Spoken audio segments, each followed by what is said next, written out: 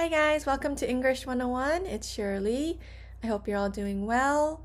So the other day I was just thinking about how much I miss driving. Ever since I came to Japan, I stopped driving. So I really miss that feeling of just being behind the wheel and being in control of where I get to go, not being limited to the public transportation system and relying on that to get to places, and being able to decide where I want to go, how I want to go, when I want to go, right? Because that's how it was for me in America, because I used to have my own car and I used to drive to work or to do anything, shopping, to do whatever I wanted to. All the transportation was done by car.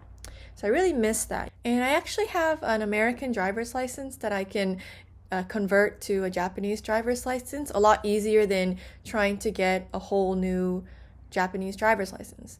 And supposedly I just have to take this really simple written test and then this really easy driving test. But honestly, I looked at this book that explains the rules of driving in Japan, and it's not easy at all. There's so many signs to memorize and just so many little rules. So if I go do that and if I pass the test, then I can have a Japanese driver's license so that I can drive. But if you've never visited Nagasaki, you would not know how narrow these streets are and how curvy, and there's so many hills.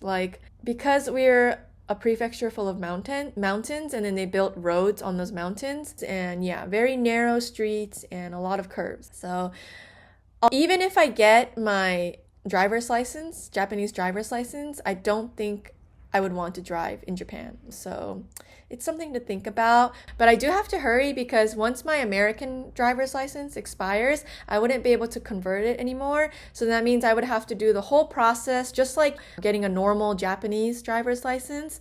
And I'm sure it's a lot more expensive and a lot harder and just requires so many more steps. So I do have to get that done. But at the same time, I haven't driven for almost a year now, because it's almost a year since I moved to Japan. So I haven't driven for almost a year now. So it's scary trying to get back on the road and trying to get back to driving. So maybe I'll just get the driver's license just so I won't regret, if my American one expires, and I can figure it out then and just get it over with. But I'm so scared, and it's been almost a year since I moved to Japan, which means it's almost been a year since I drove. So yeah.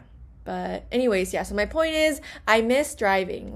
I love driving in America. In Japan, all the highways are tolled, so you have to pay to drive on them. But in America, we call it freeway because it's free. I think Japan should make their highways freeways. I think it's ridiculous how expensive it is to drive the highways in Japan. If they're trying to move the economy and boost it up, they need people moving, right? They need people traveling, spending money, dropping money at other places. But if it costs so much money just to get there, there's no money to spend when you get there, right? So I miss driving in America. But then also I was just thinking of how oblivious I was to the dangers of driving in America. I mean, of course it's dangerous to drive anywhere. When I was living in America, I didn't really think about the speed I was always driving at. But on average, on the freeways, the maximum speed you can go is about 65 usually. But people don't follow the rules, right? So the very left lane would be the fastest lane and the right lane would be the slower lane, right? So when you're driving in the left fast lane, although the speed limit is 65 miles per hour, people would drive on average at least 70, 75, 80, sometimes 85. I'll occasionally see 90, which is really dangerous, and I try to avoid cars like that. I usually drove on average, I don't know if it's okay for me to say this on YouTube, but on average, I would drive around 78, to be honest. I try not to go over 80, that's for sure. I try to be around 76, 78, right? And then I was looking up how fast that is in kilometers, right? And in kilometers, that's 125 kilometers per hour. When I hear 125, it sounds like super fast. Like when I heard 75 miles per hour, it felt like, yeah, that sounds about right. But when I hear 125 kilometers per hour, it's like, that's fast. Imagine getting in an accident at that speed. So let's look at 85 miles per hour, because that's, I don't want to say normal, but you see that all the time, like 85 miles per hour. Like there'll be some cuckoo heads driving like down the freeway, and in kilometers, that's 136 kilometers per hour. And then do you want to see the cuckoo head that drives 90 miles per hour on the freeway? So that would be 144 kilometers on the freeway. Yeah, so it's pretty crazy how fast people drive and don't realize how dangerous it is. But there's like this illusion that we're immortal when we're driving and nothing bad can happen to us. But then sometimes I think it's important to just kind of be more conscious of how dangerous it is when you're driving. So then the other day I was just thinking of how thankful I am that I never got in a real bad accident. I've had one bad accident. A car came into our lane and that was a pretty bad accident, but luckily no one was hurt.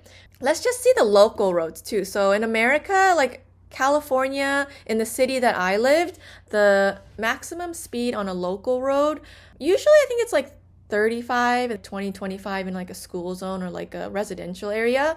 But a lot of the local roads, the maximum speed was 45 miles per hour, which is pretty fast, right? And of course, nobody follows that. So people on average would drive like 55 miles per hour, sometimes 62. So let's look at 45 miles per hour. So that's 72 kilometers per hour. And then 55 is 88 kilometers per hour. So this is the average of how fast people would drive if the maximum speed you can drive is 45. Like I would see 55 all the time. And then 60 is 96 kilometers per hour on a local road, not even the highway, okay? So yeah, it's pretty crazy. So I just looked up Japan's maximum speed that you can drive on the highway, and it says it's 100 kilometers per hour. I don't know if this is correct, but it says 100. So I would sometimes see people driving 60 miles per hour on a local road in America, and that's 96 kilometers per hour. So that speed is the same speed that we're allowed to drive in Japan on the highways here. And even the maximum like 45 miles per hour is already really fast, right? To me, especially now living in Japan, when I think about 45 miles per hour, I was like, dang, like I was driving really fast, like even on a local road, just trying to get to the supermarket. I would drive 72 kilometers per hour just to get to the supermarket. So yeah, so that's pretty interesting difference with Japan and America, the speed that we drive. Even though you would be driving the same Prius, how fast you can go in America is pretty scary when you think about it. And if you ever go to America and rent a car and drive there, you'll realize like it's pretty scary. And if you're not used to it, I definitely recommend staying in the slow lane, which is the right side in America. Japan, I think it's the left side because it's opposite, right? But in America, the slow lane is on the right side, okay? So just stay there and please drive safe because it's not worth it. So yeah, anyways, that's it for today. I will see you in the next video. Have a beautiful day, guys. Bye-bye.